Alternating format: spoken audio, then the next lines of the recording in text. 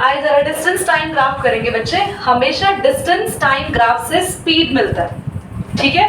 मतलब कभी भी आप इस साइड डिस्टेंस देखें, दिस साइड डिस्टेंस लिखा हो, यहां लिखा हो टाइम, तो इनसे जो लाइन बनेगी वो होगी स्पीड की। और अगर ये लाइन स्ट्रेट जा रही है ऐसे, we call it uniform speed. Speed why call motion? Distance time graph always give speed. Distance time graph पे जो भी लाइन जा रही हो तो वो लाइन हमेशा किसको रिप्रेजेंट करती है? And that's uniform speed, right. Pause करेंगे। क्लास हमने पढ़ा डिस्टेंस टाइम ग्राफ हमेशा हमें स्पीड देते हैं। टू टाइप से डिस्टेंस टाइम ग्राफ होते हैं। जब आप स्टूडेंट्स एक कांस्टेंट डिस्टेंस कवर करते हैं कांस्टेंट टाइम में, यानी कि अगर मैं एग्जांपल दूं 1 आवर के अंदर आप 5 किलोमीटर कवर कर रहे हैं, अगले 1 आवर में भी 5 किलोमीटर कवर कर रहे हैं और अगले 1 घंटे में भी आप 5 किलोमीटर कवर कर रहे हैं, तो अगर आप हर बार सेम टाइम में सेम डिस्टेंस कवर कर रहे हैं, हमेशा कैसी स्पीड मिलेगी? और उसकी लाइन इस तरीके से हमेशा स्ट्रेट जाती है। बट कांस्टेंट स्पीड क्यों गई? आपके पास स्पीड कांस्टेंट क्यों गई? आप एक काम, मेरी बात ध्यान से सुनो, आप यूनिफॉर्म स्पीड हो गई। यूनिफॉर्म का मतलब है कि आप यहाँ पर यूनिफॉर्मली अपनी स्पीड को मेंटेन करके रख रहे हो थ्रू आउट द जर्नी, ठीक है। अब आगे आ जाओ, मैं तुम्हें कांस्टेंट वाला क्लियर कर देती हूँ। जो तुम बोल रहे हो ना, इट्स लाइक दैट। कांस्टेंट का ग्राफ हमेशा ऐसे बनेगा बेटा, जो कि नीचे अभी सिखाया है। कांस्टेंट स्पीड का ग्राफ कैसे बनेगा ये बताएंगे अभी आपको। मतलब जब आपकी स्पीड चेंज ही नहीं होती, ठीक है। I will tell you. इधर आ जाओ। जब आपका डिस्टेंस टाइम के साथ साथ चेंज हो रहा हो, यानी कि आपने फर्स्ट 1 आवर में 5 किलोमीटर चला, बच्चे नेक्स्ट 1 आवर के अंदर आप 6 किलोमीटर चल रहे हैं, और नेक्स्ट 1 आवर के अंदर आप 4 किलोमीटर चल रहे हैं। मतलब आपने हर 1 घंटे में देखा आपका डिस्टेंस चेंज हो रहा है, कभी ज्यादा चल रहे हैं, कभी कम चल रहे हैं।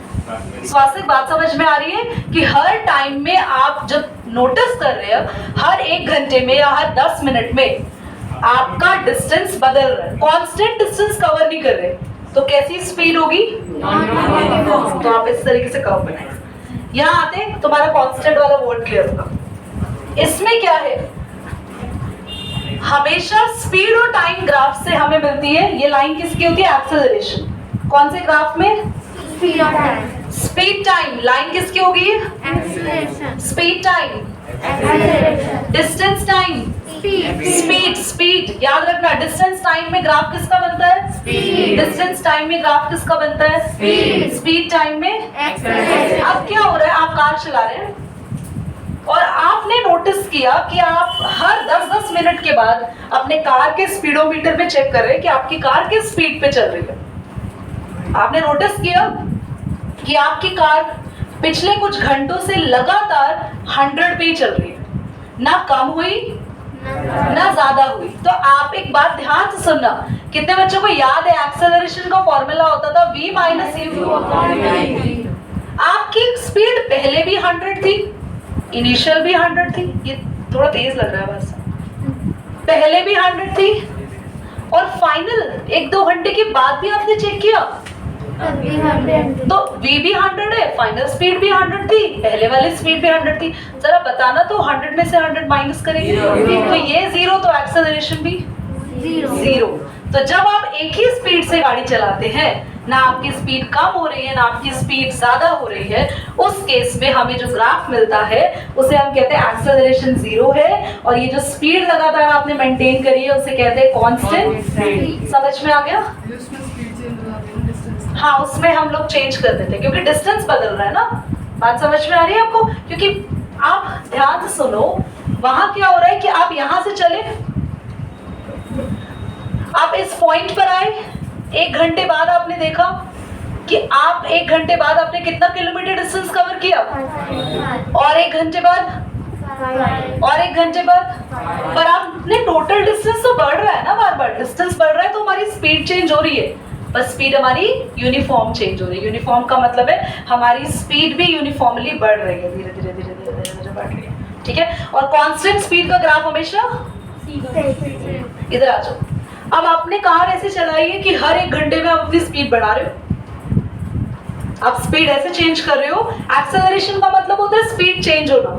जब स्पीड ही चेंज नहीं होगी तो एक्सेलरेशन बेचारी उसे कहते हैं स्पीड नो चेंज।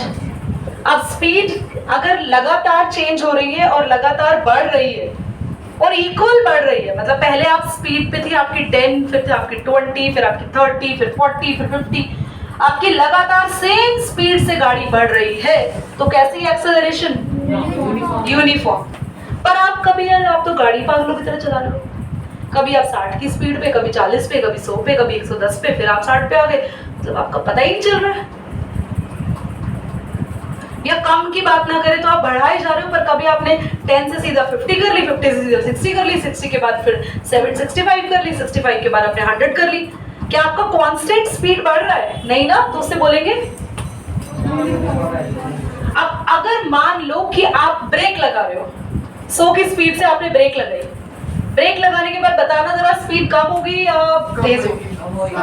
और अगर वो स्पीड यूनिफॉर्मली कम हो रही है, जैसा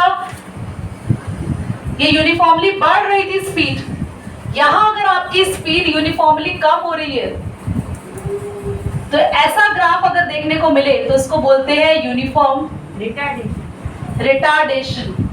रिटार्डेशन का मतलब होता है when speed decreases with time, यानी आपकी कार की स्पीड डिक्रीज हो गई और आपकी एक्सेलरेशन क्या आएगी? नेगेटिव। यहाँ आपकी एक्सेलरेशन क्या है? क्योंकि आपकी स्पीड बढ़ रही थी तो एक्सेलरेशन पॉजिटिव, यहाँ आपकी स्पीड क्या हो रही है? तो एक्सेलरेशन नेगेटिव। तो जब आप कार में ब्रेक लगाते हैं तो कार एक्सेलरेट नहीं होती, कार में रिटार्डेशन होता है। पर जब आपने कार का एक्सेलरेटर दबाया, कार की रेस दबाई, तो कौन सा ग्राफ? यूनिफॉर्म। और अगर एक जैसी स्पीड बढ़ रही है यूनिफॉर्म, और अगर अलग अलग स्पीड बढ़ रही है, ठीक है, पॉज करो। कोई भी डाउट? कुछ बच्चे कंफ्यूज हो रहे हैं कि यहाँ पर स्पीड कांस्टेंट है क्या? नहीं बच्चा, इस ग्राफ का मतलब ये स्पीड बढ़ रही है। आप एक बात सुनो, स्पीड बढ़ भी क्यों रही है? मान लो तुम यहाँ से फॉर एग्जाम्पल आगरा जा रहे हो, तुमने 1 घंटे के अंदर 10 किलोमीटर कवर किए, अगले 1 घंटे में 10 किलोमीटर। दीदी मैं तो सेम डिस्टेंस चल रहा हूँ हर 1 घंटे में, तो मेरी स्पीड भी सेम होनी चाहिए। पर बच्चे आप अपने घर से कैलकुलेट करो कि आपका डिस्टेंस बार बार बढ़ नहीं रहा। स्टार्टिंग का डिस्टेंस देखो, आप अपने घर पे हो, यहाँ पे दैट्स योर घर, और आप यहाँ आ गए आगरा में, तो पहले आप 1 घंटे के अंदर 10 किलोमीटर चले, अगले 1 घंटे के अंदर फिर 10 किलोमीटर चले, फिर अगले 1 घंटे के अंदर, तो आपका डिस्टेंस आपको सेम दिख रहा है, पर स्टार्टिंग से देखो तो 10 और 10 के बाद यहाँ तक आ गए तो पूरा डिस्टेंस 20 और टाइम भी 2 घंटे हो गए। पूरा एग्जैक्टली देखेंगे स्टार्टिंग से तो आपकी स्पीड तो चेंज ही होगी ना, क्योंकि डिस्टेंस बढ़ रहा है टाइम। तो आपके पास यहाँ पे ये ग्राफ ऐसे आ रहा है, और कांस्टेंट के ग्राफ हमेशा ऐसे लाइन, सब कांस्टेंट हो गए। ईसीजी भी कांस्टेंट हो जाती है ना लोग, ऐसे कांस्टेंट। यूनिफॉर्म एक्सेलरेशन में तो स्पीड चेंज होती है, यूनिफॉर्म एक्सेलरेशन में भी स्पीड चेंज हो रही है, और यहाँ पर स्पीड लगातार बढ़ रही है, यहाँ स्पीड लगातार, यहाँ स्पीड बढ़ तो रही है पर एक जैसी बढ़ नहीं रही, कभी ज्यादा कभी कम, इस तरीके से वो स्पीड इंक्रीज कर रही है। एक लास्ट ग्राफ देख लीजिए,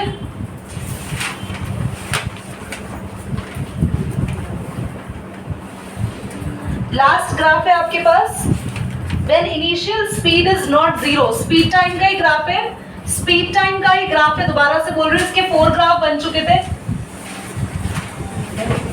when initial speed is not zero, बच्चे अगर स्टार्टिंग की स्पीड 0 नहीं है तो ग्राफ को थोड़ा सा ऊपर से बनाएंगे, यहां से। आपको याद है आपकी ग्राफिकल डेरिवेशन जिसमें ग्राफ ऊपर से बना था? मैंने कहा था स्पीड 0 नहीं है, स्पीड कुछ ना कुछ है। तो जब भी आप 0 से शुरू करते हैं तो आपका ग्राफ कहां से होता है? यहां से शुरू होता है, ओरिजिन से। और जब आपकी स्पीड 0 नहीं है, शुरुआत स्पीड कुछ है, स्पीड आपकी स्टार्टिंग 0 नहीं है, तो आपका ग्राफ हमेशा 0 से थोड़ा ऊपर से शुरू होगा। और ये भी ग्राफ किसका है? स्पीड, टाइम, और क्योंकि लाइन बिल्कुल सीधी है तो यूनिफॉर्म एक्सेलरेशन। तो आज की क्लास में जो टेस्ट मैंने लिया है, रिपीटेडली सेइंग कर दो स्टूडेंट,